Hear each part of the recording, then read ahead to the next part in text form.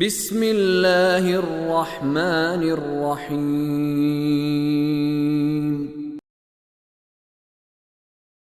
وما يستوي الأحياء ولا الأموات إن الله يسمع من يشاء وما أنت بمسمع من في القبور إن أنت إلا نذير إنا أرسلناك بالحق بشيرا ونذيرا وإن من أمة إلا خلا فيها نذير وَإِن يُكَذِّبُوكَ فَقَدْ كَذَّبَ الَّذِينَ مِن قَبْلِهِمْ جَاءَتْهُمْ رُسُلُهُم بِالْبَيِّنَاتِ وَبِالزُّبُرِ وَبِالْكِتَابِ الْمُنِيرِ ثُمَّ أَخَذْتُ الَّذِينَ كَفَرُوا فَكَيْفَ كَانَ نَكِيرِ أَلَمْ تَرَ أَنَّ اللَّهَ أَنزَلَ مِنَ السَّمَاءِ مَاءً فَأَخْرَجْنَا بِهِ ثَمَرَاتٍ مُخْتَلِفًا أَلْوَانُهَا وَمِنَ الْجِبَالِ جُدَدٌ بِيضٌ وَحُمْرٌ مُخْتَلِفٌ أَلْوَانُهَا وَغَرَابِيبُ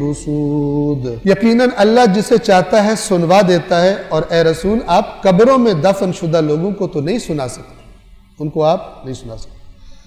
کیوں نہیں سنا سکتے؟ آپ تو بس تنبیہ کرنے والے، خبردار کرنے والے۔ ہم نے آپ کو حق کے ساتھ بشارت دینے والا اور خبردار کرنے والا بنا کر بھیجا ہے، اور کوئی امت ایسی نہیں گزری جس میں کوئی خبردار کرنے والا نہ آیا۔ یعنی ہم نے تمام علاقوں میں اپنے نبی بھیجے ہیں اور اپنا پیغام ہم نے پہنچایا ہے۔ اور اگر یہ لوگ آپ کو جھٹلا دیں تو ان سے پہلے والوں نے بھی جھٹلایا ہے، ان کے پاس ان کے رسول واضح دلائل اور صحیفے اور روشن کتاب لے کر آئے تھے، پھر جنہوں نے کفر کیا، جنہوں نے ان انبیاء کی اپنے انبیاء کی بات نہیں مانی، میں نے انہیں گرفت میں لے لیا، پھر میرا عذاب کتنا سخت تھا، جو قرآن نے خود بھی بیان کیا۔ اور قرآن کے بیان سے پہلے مکے والے جانتے تھے، اپنے جب سفر کرتے تھے تجارتی سفر، قوم لوط کی بستی کو جانتے تھے، عاد و سمود کی بستی کو جانتے تھے۔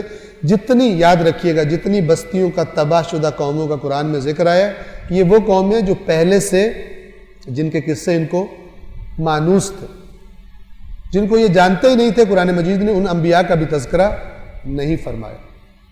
پھر جنہوں نے کفر کیا میں نے انہیں گرفت میں لے لیا، پھر میرا عذاب کیسا سخت تھا۔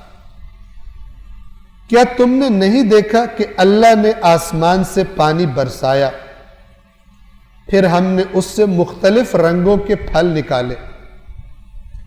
آپ ذرا سوچیں، یہ کلر ڈیفرنس کہاں سے آتا ہے؟ یہ کلر ڈیفرنس کہاں سے آتا ہے؟ اور آپ ماشاءاللہ پڑھے لکھے لوگ ہیں، کلر کی حقیقت کیا ہے؟ ایک عجیب چیز ہے، جس کو ہم دیکھ رہے ہوتے ہیں اس کا کلر نہیں ہوتا، بلکہ جو 7 رنگ لائٹ کے اندر ہوتے ہیں، جو کلر سپیکٹرم کہتے ہیں جس کو، وہ جب اس پہ پڑتا ہے، 7 رنگ پڑتے ہیں، صرف باقی وہ ایبزارب کر لیتا ہے، صرف ایک رنگ کو ریفلیکٹ کرتا ہے، اور وہ پتہ نہیں سے مراد، یعنی وہ تاثیر جس نے بھی اس میں رکھی ہے اس کا پابند ہے۔ مثلا مالٹا اورنج رنگ کو ہی ریفلیکٹ کرے گا، باقی سارے ایبزارب کر لیتے ہیں۔ کیونکہ آپ جو چیز بھی دیکھ رہے ہیں، میں آپ کو دیکھ رہا ہوں، آپ مجھے دیکھ رہے ہیں، کیسے دیکھ رہے ہیں؟ یہ لائٹ مجھ پر پڑتی ہے، ریفلیکٹ ہو کے آپ کی آنکھ کے پردے پہ پڑتی ہے، اور وہ آپ کی آنکھ پھر سگنل بھیجتی ہے پیچھے کے فلان بندہ سامنے بیٹھا ہوا۔ ایک پروسیس ہے، بڑا دقیق، بڑا باریک، بڑا پیچیدہ، بڑا ایکوریٹ۔ اور یہ تھوڑا سا بھی ڈسٹرب ہو جائے تو پھر جن کے ڈسٹرب ہوتے ہیں ان کو پتہ ہوتا ہے کہ صورتحال کیا ہو جاتی ہے، اور یہ کتنے قیمتی چیزیں۔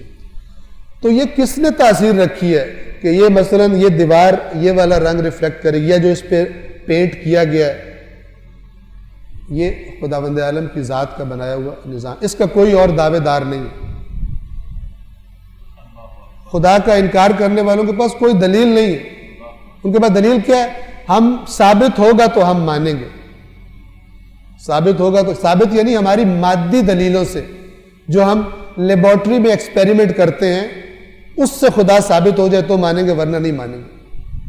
اگر حقیقت دیکھی جائے تو ان سے بڑا احمق کوئی نہیں، کیونکہ ایک عقل مند انسان جب اس کو قرائن نظر آ رہے ہوں، کچھ نہ کچھ چیزیں نظر آ رہی ہوں، کہ جن سے امکان پیدا ہو رہا ہو کہ کوئی چیز ہو سکتی ہے، وہ کیا کرتا ہے؟ وہ احتیاط کرتا ہے، ٹھیک ہے، وہ احتیاط کرتا ہے۔ یہ لوگ احتیاط نہیں کرتے۔ احتیاط کیوں نہیں کرتے؟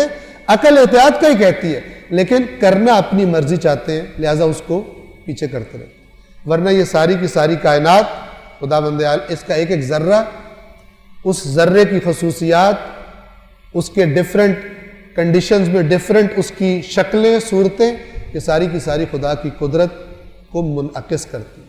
اللہ فرماتا ہے کہ یہ سب کی سب میری آیات صاحبان فکر کے لیے۔ توجہ فرمائیے، کیا تم نے نہیں دیکھا کہ اللہ نے آسمان سے پانی برسایا، پھر ہم نے اس سے مختلف رنگوں کے پھل نکالے، اور پہاڑوں میں مختلف رنگوں کی سفید سرخ گھاٹیاں پائی جاتی ہیں اور کچھ گہری سیاہ بھی ہیں۔ صدق اللہ العلی العظیم۔